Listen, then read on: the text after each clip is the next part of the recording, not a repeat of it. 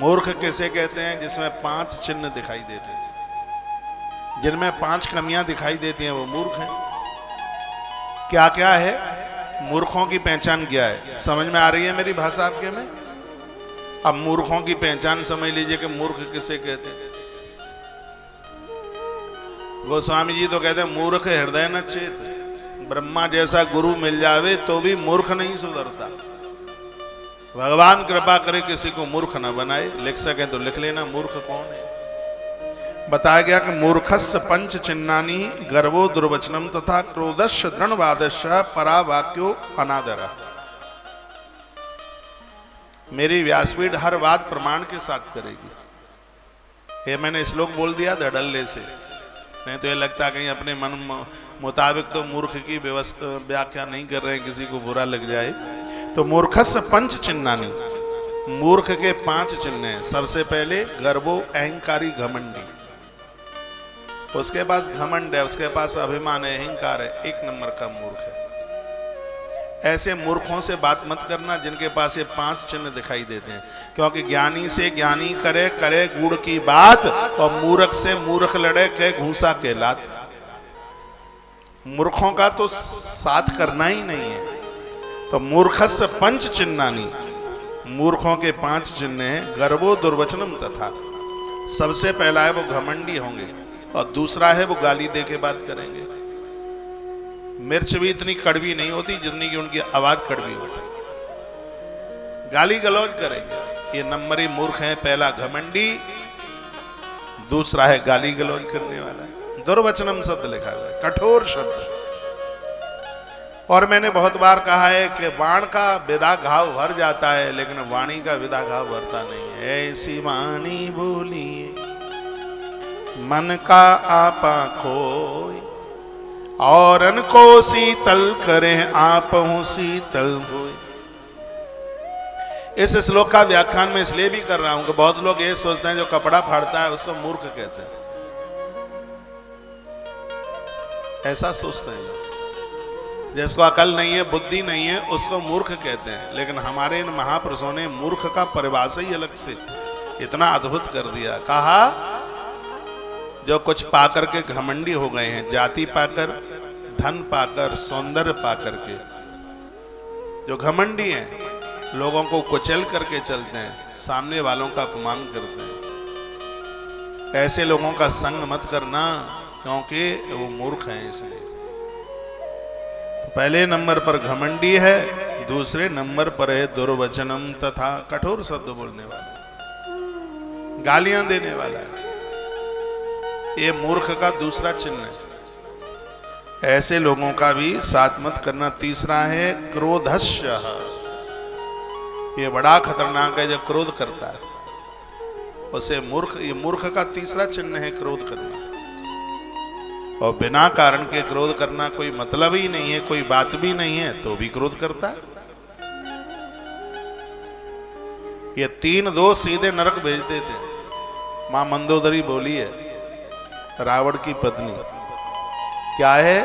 काम, क्रोध और लोभ, ये 3 हैं। वो कहती है नाथ नरक के पंथ, स्वामी ये तीनों के तीनों नरक भेजने वाले हैं। आप मेरी बहुत बात मानते हैं। एक छोटी सी बात और मान लो, पहले मुस्कुराओ फिर बताता हूं, हंसी है पहले।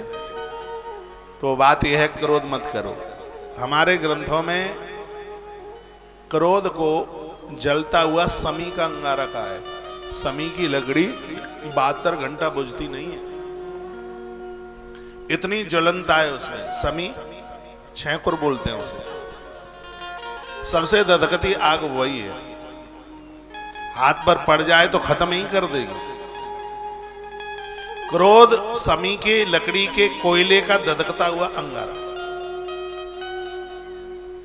इसको आपने हाथ में ले लिया, किसी के ऊपर फेंकना चाहा, हो सकता है उसके ऊपर ना गिरे, लेकिन अपना हाथ तो जला ही देगी, खत्म कर देगी। क्रोध आप जिसके ऊपर करते हैं, सामने वाले का तो कुछ ना बिगड़े, आप करते रहिए क्रोध, लेकिन ये क्रोध हमें खत्म कर देगा, किसी काम का नहीं रहने देगा।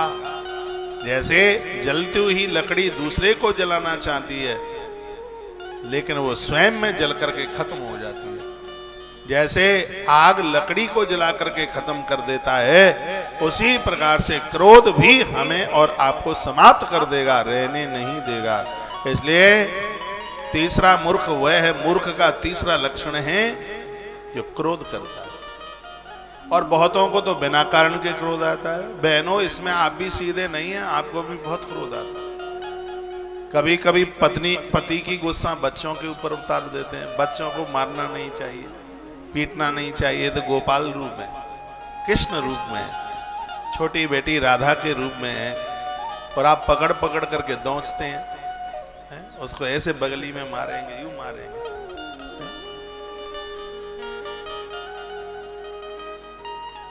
फिर तो ऐसा ही लगता है कि आरती उतार करके कहें जय काली माता, मेरी जय काली माता।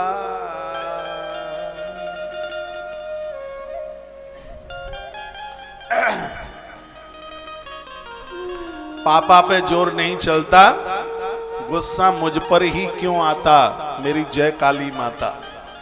हाँ, क्रोध मत कीजिए। जो क्रोध करता है, हमारे आचार्य ने, हमारे महापुरुष ने उसे क्या कहा? उसे कहा मूर्खस्य पंच चिन्हानि। जो मूर्खों के 5 चिन्ह हैं, उसमें से जो तीसरा है वह है क्रोध।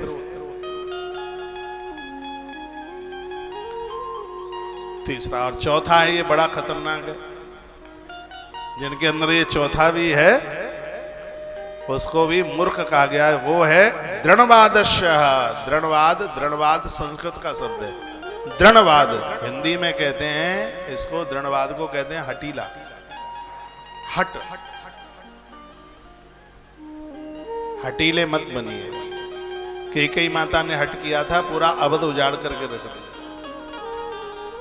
ये 3 हटें बड़ी खतरनाक है। एक है बाल हट, एक है त्रिया हट, और एक है वृद्ध हट। तीनों की तीनों हट खतरनाक है। सजग और समझदार लोगों को चाहिए कि वो हटीले ना बने, हट ना करें। अरे कोई बात है, पियर जाने के लिए मना कर दिया तो मान लो, क्या दिक्कत है उसमें? थोड़ा अपने आप को समझा लो।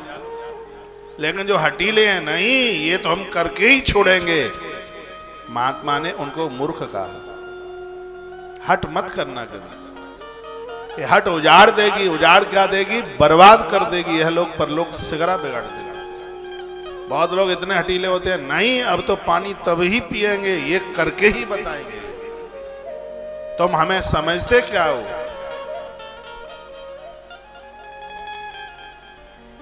ये घरों में बड़ा हट चलता है। पति के भी जीवन में आ जाता है, पत्नी के भी जीवन में आ जाता है।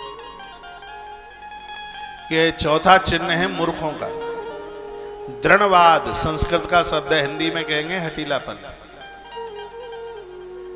हटीले मत बनिए, जीवन खत्म हो जाएगा। खत्म क्या, बर्बाद हो जाएगा, कुछ बचेगा ही नहीं। कैसी कैसी अद्भुत कथाएं हमारे ग्रंथों में हैं, और ये सुनकर के हृदय में आत्मसात कर लिया जावे। सिरादे आवाज नहीं है, चलो आगे। तुलसी तपोवन यूट्यूब चैनल पर भी आवाज अब चालू हो गई है, तो अभी तो इसी पे सुनते रहिए। जैसे 1 बजे तो उधर अपने आप को ट्रांसफर कर देना। थोड़ी कथा देरी से शुरू हुई है, मिलने वाले काफी लोग थे, एकादशी थी, और बाहर भी टाइम ज्यादा लग गया। थोड़ा बंदरों के लिए चले जाते हैं सुबह। आप सबसे मिलने में बड़ा आनंद आता है। ये मत कहिएगा टीवी पर तो खूब बुलाते हैं और यहाँ आकर के मिलते नहीं। जितना मैं मिलता हूँ भक्तों से, शायद वर्तमान समय में इतना कोई मिलता हो। पूरे दिन मिलता ही तो रहता हूँ। रात्रि को कोई 11:45 बजे कोई आ गए थे सज्जन। मैं इधर से ऑफिस में से गया था, इधर से, तब भी उनको मिला। अभी भी सुबह से मिलता रहा हूं, और अभी आरती के बाद फिर आपसे मिलूंगा।